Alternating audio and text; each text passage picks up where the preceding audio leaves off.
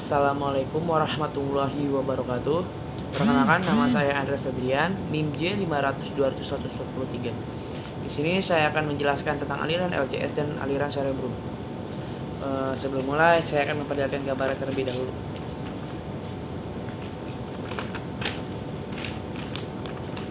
Bisa kita lihat gambarnya.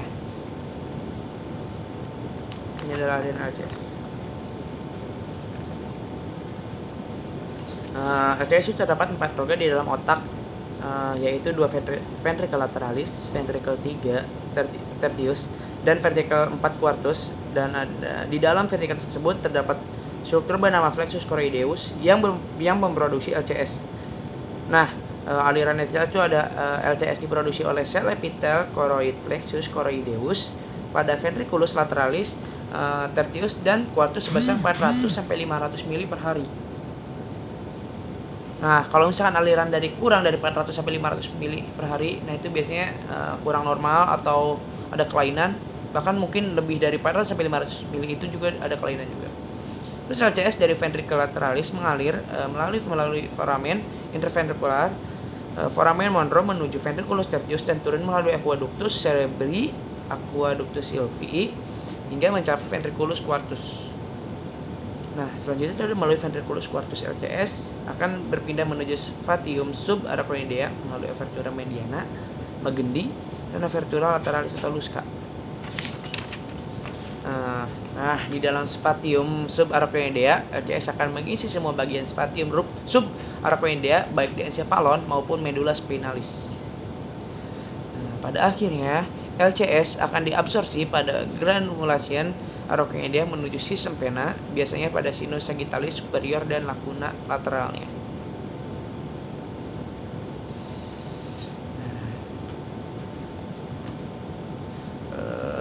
Untuk selanjutnya itu saya akan menjelaskan tentang aliran cerebellum. Untuk sebelum menjelaskan, saya akan memperlihatkan gambarnya terlebih dahulu. Nah, sebenarnya tadi juga di yang gambar tampak aliran LCS juga ini ada cerebrum, ini cerebellum. Nah, saya akan ini dan ini batang otaknya. Nah, saya di sini akan lebih memperlihatkan yang lebih jelas, yaitu cerebrum seperti ini. Nah, di cerebrum itu juga dibagi-bagi, yaitu ada telencephalon, diencephalon, trunkus cerebri. Nah, telencephalon juga ada beberapa dibagi, yaitu ada cortex, ganglia basalis, kapsula interna, dan di diencephalon itu ada thalamus, hipotalamus, subthalamus, epithalamus. Dan di trunkus cerebri itu ada mesencephalon, pons, medulla oblongata. Nah, di cerebrum itu bangunan penting cerebrum itu ada viscera longitudinalis cerebri, batas yang membagi cerebrum menjadi 2 hemisfer dan dilalui oleh falx cerebri.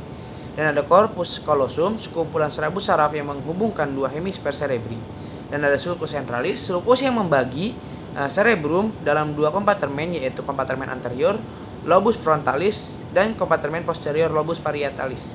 Ada sulcus transversus lateralis, yaitu sulcus yang membatasi lobus temporal di bawahnya. Ada sulcus varieto-occipitalis, sulcus yang membatasi lobus occipital dengan lobus varietal dan temporal.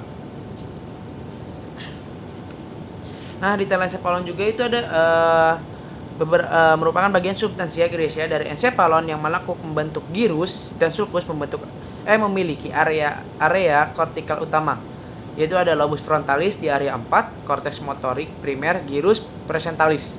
Dan di area 6 ada area motorik asosiasi, di area 8 ada gerakan bola mata volunteer, di area 44 sampai 45 itu ada area bahasa motorik atau berbicara Broca.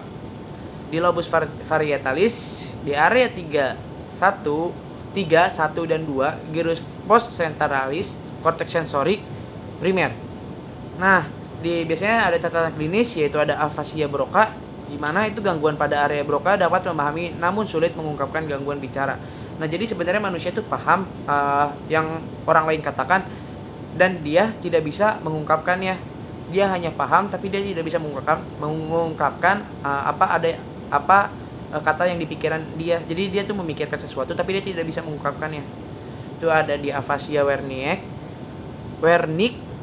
Gangguan pada area Wernicke dapat mengungkapkan bicara namun sulit memahami. Nah, sama halnya tadi, tapi ini kebalikannya, dimana orang itu gampang mengungkapkannya, tapi dia sulit untuk memahami sesuatunya. Misalkan ada seseorang menjelaskannya, dan dia bisa mengungkapkannya kembali, mungkin, tapi dia tidak bisa memahaminya. Dan di selanjutnya itu ada afasia global, yaitu gabungan keduanya, yang dimana dia tidak bisa mengungkapkan dan dia tidak bisa memahaminya. Terus selanjutnya itu ada lobus temporalis, yaitu ada di area 41 korteks auditorik pendengaran primer. Di area 42 itu ada korteks auditorik atau pendengaran sekunder. Di area 22 area bahasa perseptif pemahaman Wernicke. Di area 28 ada area olfaktorik bau. Nah, di area 7 di area 17 itu ada korteks visual penglihatan primer. Di area 18 sampai 19 korteks visual penglihatan sekunder. Nah, untuk fungsi ganglia basalis itu membantu mengawali dan mengakhiri gerakan tubuh. Terus ada menekan gerakan yang tidak dihendaki, mengatur tonus otot. Dan ada kapsula interna, itu adalah sekumpulan saraf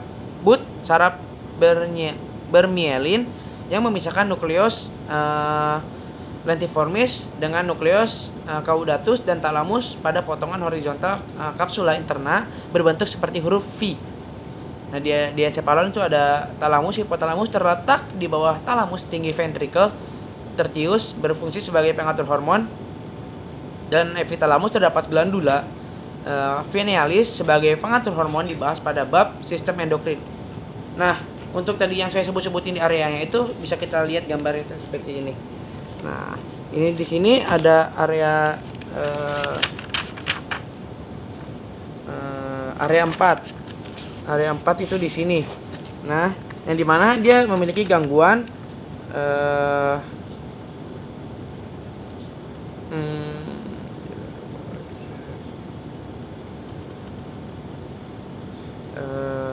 sini ada. Nah, di area 41 itu tadi dia memiliki gangguan auditorik pendengaran primer di sini di area 41.